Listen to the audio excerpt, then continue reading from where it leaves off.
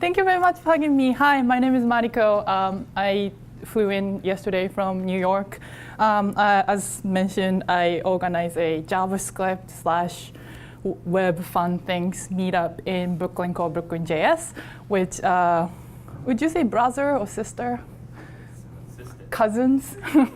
Cousin meetup here. Equivalent of it is Waffle.js, which this new organizes here. So if you want to go to anything that's like fun, not at a startup office, you know, just a different kind of meetup here, then you should definitely go to Waffle.js. But if you were ever in New York, you should come to Brooklyn.js. So thank you very much for inviting me. And when I said yes, but then when the other keynote got announced, I was like, damn.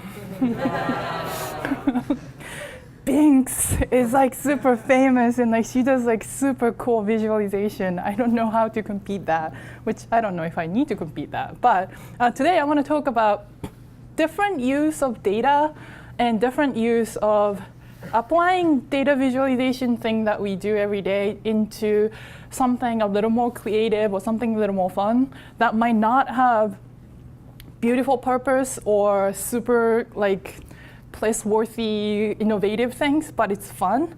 And I want to introduce some ideas so that I heard that the day 2 is kind of like hacking together kind of thing. So I hope you get out the ideas from this. So what's that D? I want to start with how I got into D3 and doing JavaScript and web really. It goes back to 2013.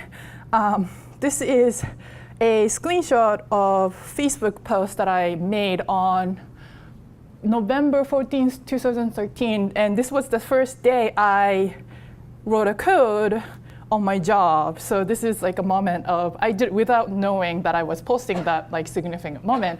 This was the time I actually code for my job. At the time, I was a ad operations person at ad tech company. So my job was to monitor the campaign, making sure all the impressions are happening, making sure the people are spending money so that we can make money, making sure that the conversions are good so we can switch the publishers, all sorts of things. And we had this awful PHP file that you can give a variable campaign ID to, and then it creates a one graph. So what I would end up being was I have 100 tabs open, monitoring each of the campaigns, making sure that everybody's getting impressions. And I was like, at the time, I knew how to make websites. So I was like, I can easily iframe this shit, and made a dashboard, quote unquote, of the things.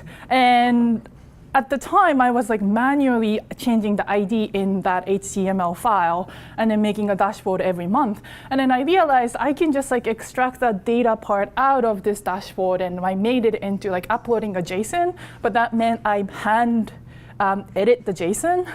And this dashboard, because nobody needed to open 100 tabs, it started being used by somebody else. And I needed to teach them what the JSON is and telling them like, no, you have to use double quote instead of single quote, otherwise it doesn't work. My code was like extremely fragile, extremely not made for web, but I started making those things.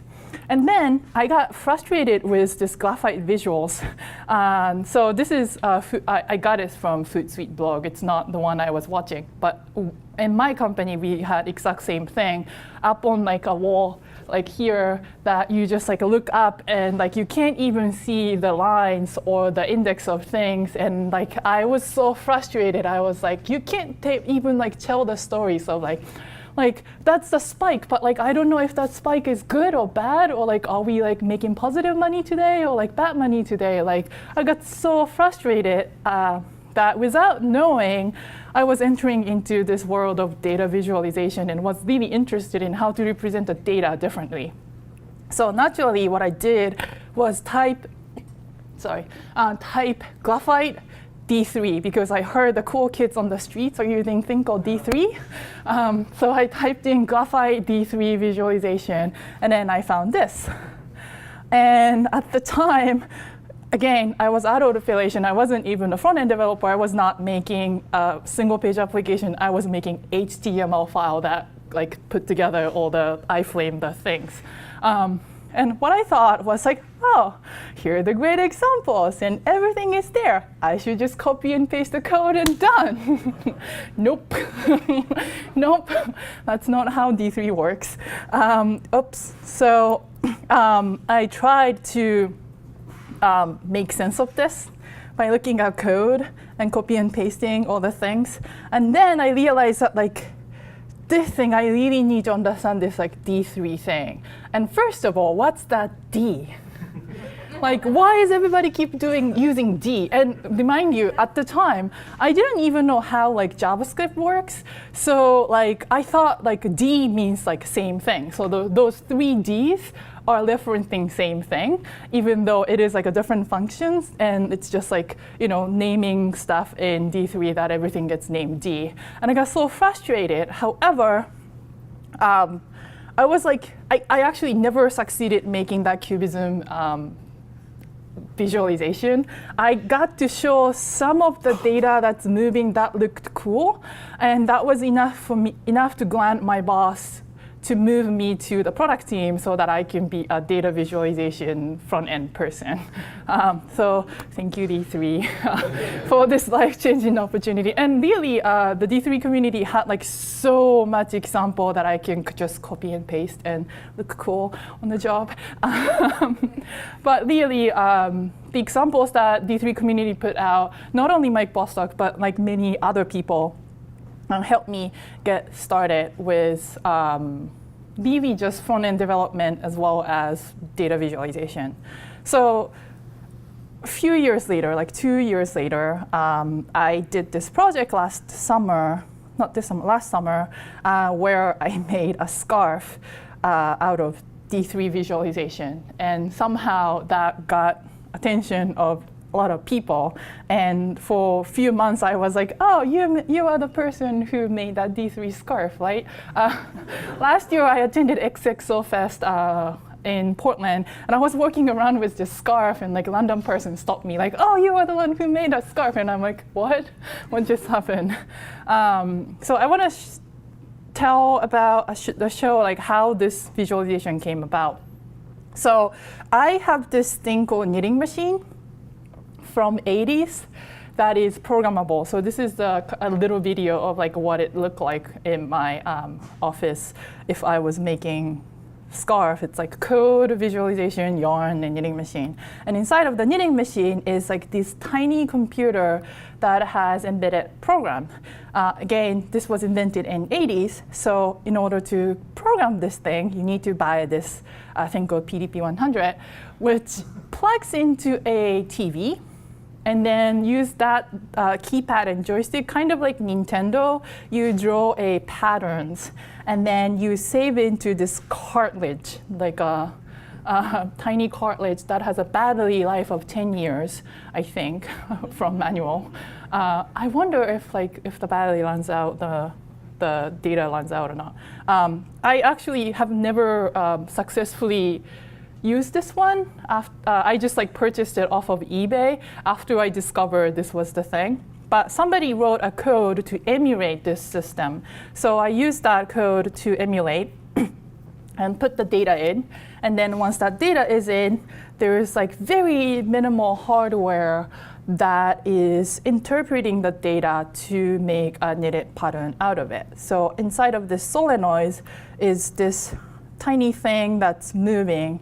And if that certain needle has to be certain color, then this pin does not work. That's how simple it is. I have a block machine at home that doesn't translate my program to the output just because one of the pins is stuck and like a literal bug inside of my hardware that I can't fix yet. So, oh, this is kind of small. But so I spent probably 2 weeks to 3 weeks figuring out how this system works. And at the end, I figured that, okay, all the image input needs to be turned into 2-color bitmap image, like black and white bitmap image. And then there's a certain way to bit shift that image data into a binary file. And then that binary file go through the floppy disk emulator to go into the knitting machine. And how knitting machine works is that instead of having 2 needles, there is like 200 needles on the bed, and each of them are a single stitch. So if the needle is moving all the way forward, then that means just grab whatever the color of yarn that's in front of there. Another position is a little bit behind. So the yarn goes through on the 2 positions, and depending on where that needle is, it grabs a different color of yarn to create a picture. So it's kind of like a dot matrix printer. It's basically like, depending on the position, it just like either print the color or not print, meaning grab the base color. And that's how I make stuff. So first thing I did was just like printing out any picture. I think maybe like cat photo from Friends or something. Just like printed out on my printed out on the knitting wear. And next project that I did was the scarf that I have here. So for a long time, before even going into knitting machine hack, I was a hand knitter. So I was always fascinated by the visualization to knitwear. So I just lost the marker. But when I saw this Mike Bostock's post about visualizing algorithm, I thought this graphics of visualizing a sorting algorithm in color was just beautiful, and I thought it would look really great on scarf. So I was like, let's recreate that on the scarf. Turns out, I told you the knitting machine only has 200 needles. That means my visualization has a limit of 200 pixels because I have to translate the vector into pixels. So if I want to make a line, then what I would give to knitting machine is those dot file, and then output of that is on the other side. So I want to show a little bit of a thing that I did. First, I made a simplified version of Bostock's sorting visualization because I figured the 100, I think 100 or something, the data line doesn't fit in my physical knitwear anyway. So I just like simplified it, making the line bigger. And then what I would do is just literally just like Control R, just looking at it, and then like, oh, I like that sorting pattern. It's not so much. And then just take picture of what I like. Later realized that within this real estate, I can't even use multiple colors because yarn doesn't come in hex code. I can only use maximum of 4. 2 is really easy. If it's 4, then there's like certain restriction to it. So I can't even using 4. So I realized that, okay, it has to be 2 colors. So then I moved on to just like, this is really bad example, but I would just change it to black and white, and then figure out how to write a D3 so that it is perfect for knitting pattern. And this one is the one that's bad. Oops, because I think I omitted the line cap. And I was just like experimenting which line cap would be most beautiful for the knitting wear. I think this is no line cap. I think I ended up doing with the round things. But like literally, I was just using D3 to draw a line. And just because that was the only way I knew how to draw a line based on data. If I do it after a year of experimenting other techniques, if I do it now, I would not probably use D3. But at the time, D3 was the only way I can draw a line based on algorithm. So that's what I did. And I would end up with something like this to feed it into my knitting machine. This one is not even optimal. This like tiny bit doesn't translate really well. So I did, this is very, very embarrassing, but I did a lot of screen capturing of like these like tiny bits and figure out if this translate well or not. So I have like 100 different swatches from this project before I make this scarf that has like a weird bits of D3 translated into it. You know when the project gone too far when you start naming your file like AA, because like you just like run out of like things to name. So like this is like AA.png, which I think ended up being the final one. Anyway. So later, I figured if I only have a restriction of 2 colors, then I can experiment with textures. So there is a way to do knitting called tuck stitch, which creates kind of like a bumpy texture on the surface, and it only uses 2 colored yarn. So I tweaked that sorting algorithm and kind of changed it so that when somebody touches it at the beginning end, which is this end. At the beginning end, you can just like random, like this is very, like the, what do you call it? A busy, but then like not so busy, and then busy. But then at the end, when it's sorted, you can feel that the things are sorted. So I started making those tweaks, and I also made a blanket out of it, which kind of shows the sorting things for it.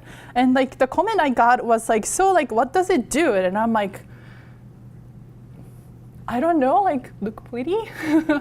Because a lot of people approach this project as like a mathematical educational visualization, and they're like, it's only 5 lines, like it's super easy. And then I'm like, yeah, but like I wasn't looking for like explaining most complicated algorithm on this like blanket.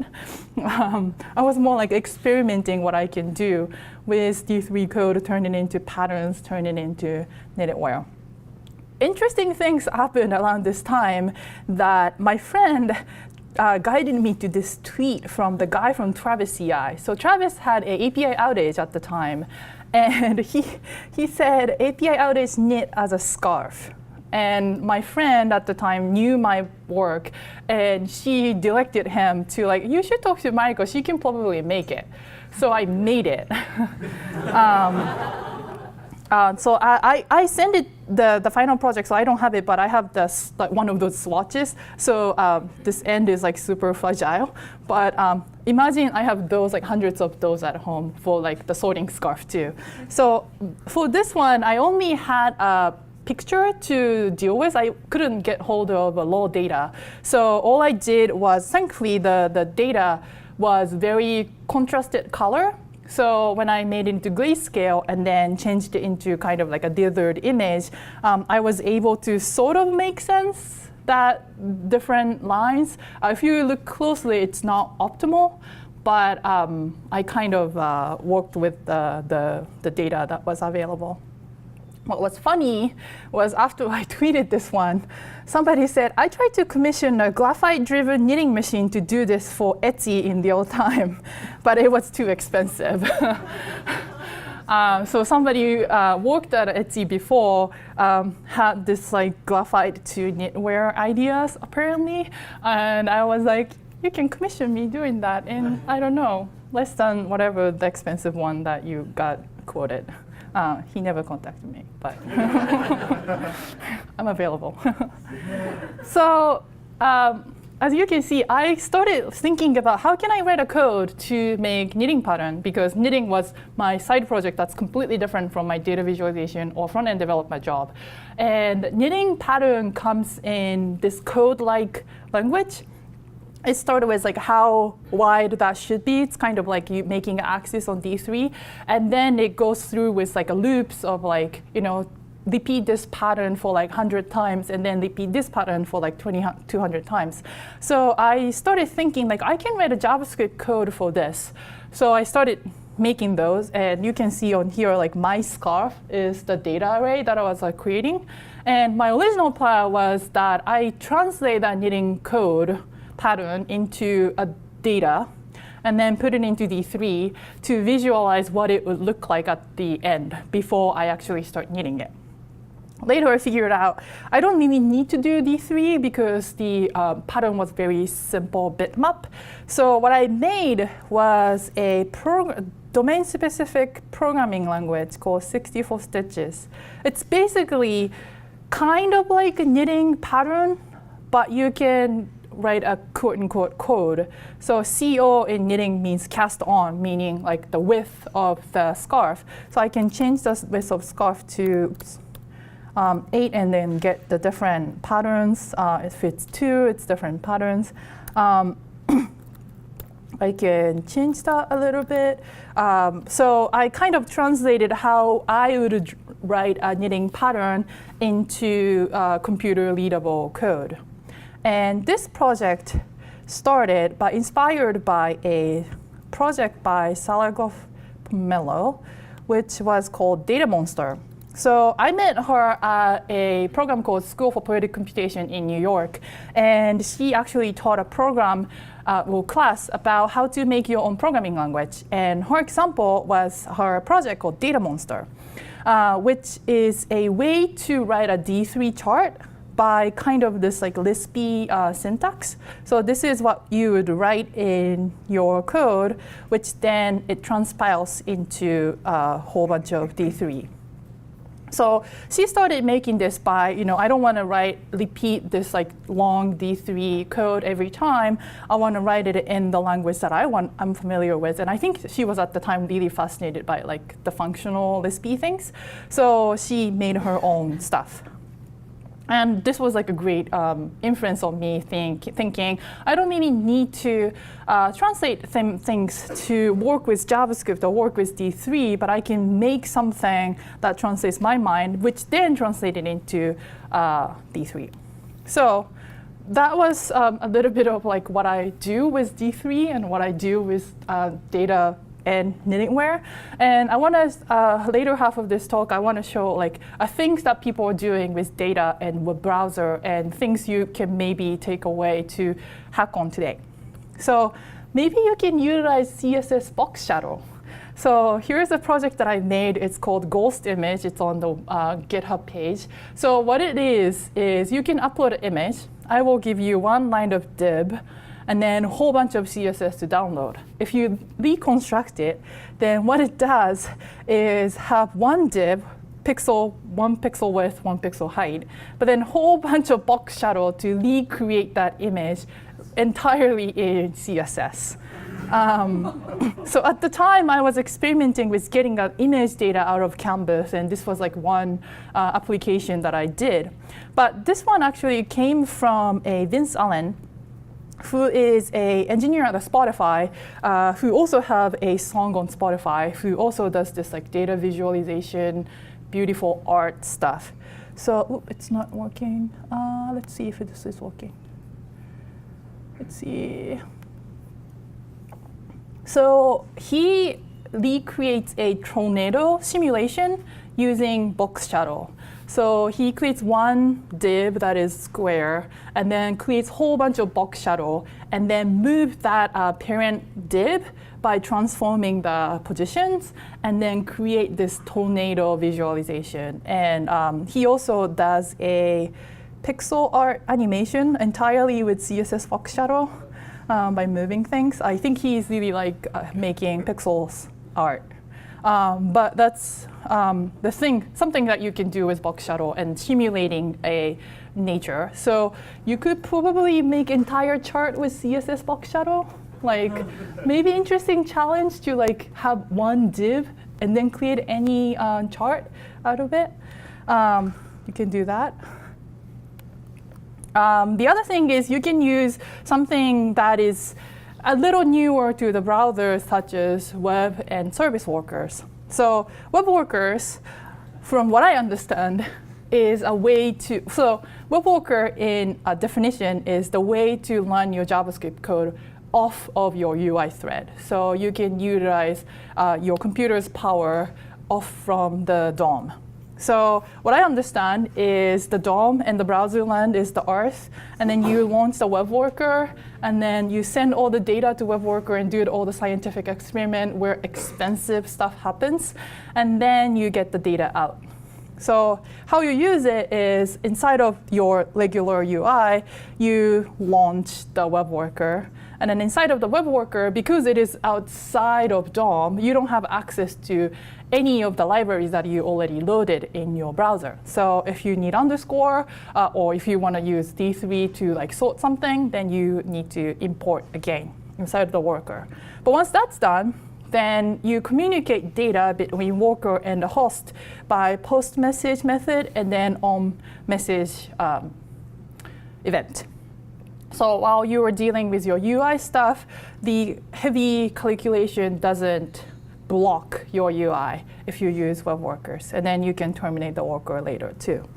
So another one that I recently added was service worker. So service worker is a type of worker that is more mysterious and more like you don't really have control over the life cycle. So web worker is something in your application you start and then you kill, or it will disappear once user click on the close tab. Service worker is something that lives in user's browser, even though user click and close the tab. So you can run the worker as long as the browser is open to do it. And then once that data processing is done, you can do things like push notification to users. So say you want to make some kind of visualization that involves heavy download of data, then you can just like start the service worker, let the user close the tab, but then once that download is done, it will send a push notification and stuff.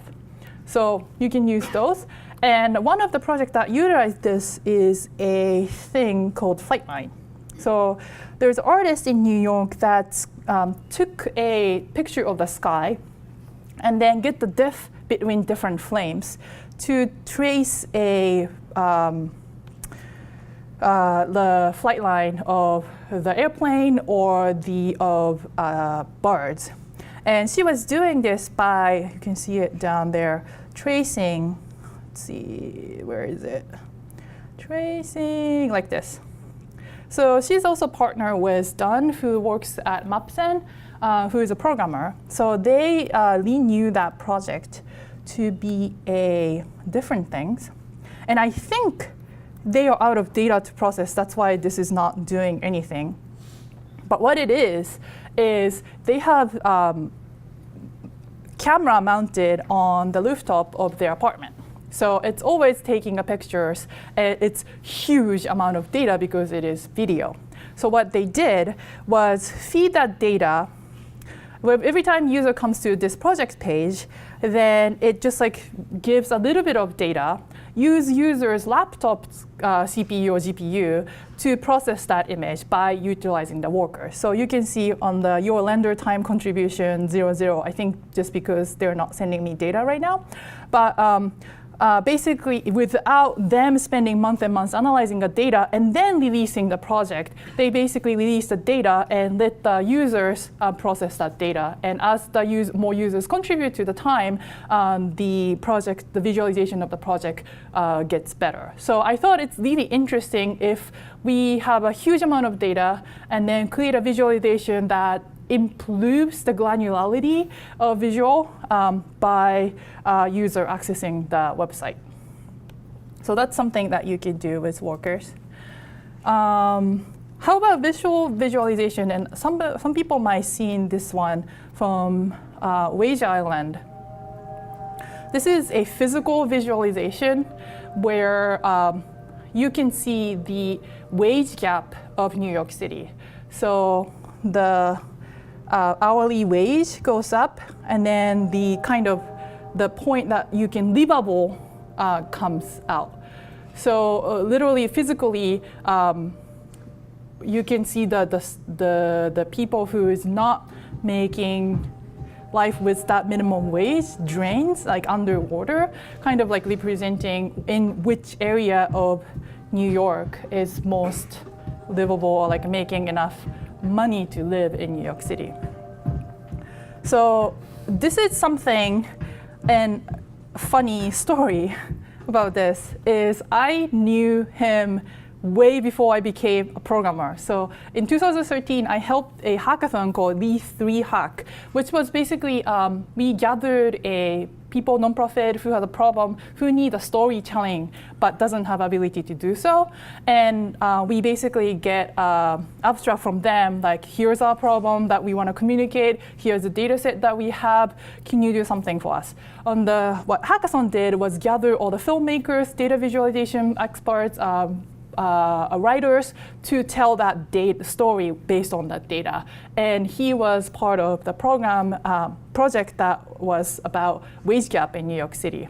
The end of the hackathon, 2 days of hackathon, I think his team made interactive map visualization of exactly this, but on screen. And I remember he was like, I want to do this in like a physical stuff. Can I use do we have access to laser cutter? And he was making a mock-up of this one in 2013. And it's really cool to see that takes on as an art project and goes shows at museums and stuff. So another application is like, how about like sound visualization? So here's a Brian Fu, who's called a data-driven DJ. He took the economy data, income data, and created a song. So when it's starting, we're in the middle of Brooklyn that is not so great economically. The sound is like very calm because income is very low. But then once the go into Manhattan, the sound gets like really active because that's where a lot of people make a lot of money. And then it goes through to Bronx, where it kind of toned down again. So he made a, what do you even call it? Like sound, it's not visualization, sound representation, sonification of data. And I thought that was something that's really interesting to make. One thing I'm really fascinated and like something that you can start quick is recreating the past. So here's a media art project from long time ago called Template. It's a simple maze algorithm that you write in BASIC for Commodore 64. And the artist created a book about the maze. Here's a current recreation of Template from my friend Matthew, who created a template in JavaScript in browser, but he made it into Thermin. So you move the mouse, and then the sound changes as well as the visualization happens. Oops. I thought that was funny. And then he has a tutorial about how he made the visualization and how he incorporated the web audio API into this project. So audio is something that you can create out of data. So I thought that was funny. And the last day, I started doing this recreating the past project recently, which is called SVG by numbers. So there is a programming language by MIT Media Lab in late 90s called DBN, which is designed by numbers. And it was specifically designed to teach non-programmers concept of programming and computer science concepts. So what they do is they have property called paper and pen, and then you create a visual out of it. So I thought, I discovered this book recently, and I thought, instead of like installing Java and like trying to learn the original source code, wouldn't it be cool if I can just create a SVG out of it and then have an interactive demo for the browser? So in SVN, the color is from 0 to 100, and 100 meaning 100% black. So I can change to 60 and just like gray. I can add another line that goes like in the, let's say 0, 50, 50, 100. And you can just start drawing a line by code. I originally started this project by making D3 plugin, or what do you call it? So I transformed this data into something that I can create in D3, and then I realized that like all D3 is doing is creating SVG, so I just like directly make a SVG now. But something that you could do by doing so. If you want to know how to make that, then I have a blog post about how I started making this DBN compiler. So at the end of this, you just spoke like a whole bunch of things. Where's D3? And I think D3 is like tools for creation. It doesn't have to be forefront of the project all the time, but D3 is a tool for creation. So this slide that I've been making, thanks to Jim, I made a much better version this year. But last year, when I was speaking at conferences and like meetups and stuff, I was making a D3 visualization of slide. So like what I would do is like hand craft my JSON with like all the text and like HTMLs in it, and then put it through D3 to lay it out. And at the time, it was the best thing and fastest thing because I was very familiar with grammar of D3 and how D3 layouts, like not even like CSS. So I did that, and it was really quick. The programming language for knitting, I started by just like utilizing D3's filters and like the things that I already know, and like mock it up, and then like refine it because I don't really need to use this D3, or I learned new techniques, so I like step by step replaced it. So that D that I was really confused at first. Once D is in your DNA and just like you know how to speak D, then like D becomes like an interface to a lot of things that lets you do things quickly. So hope this was something interesting, and I'm really excited to talk to you more about what you can make. And if you want to see the scarf, you're more than welcome to touch the scarf. Thank you very much.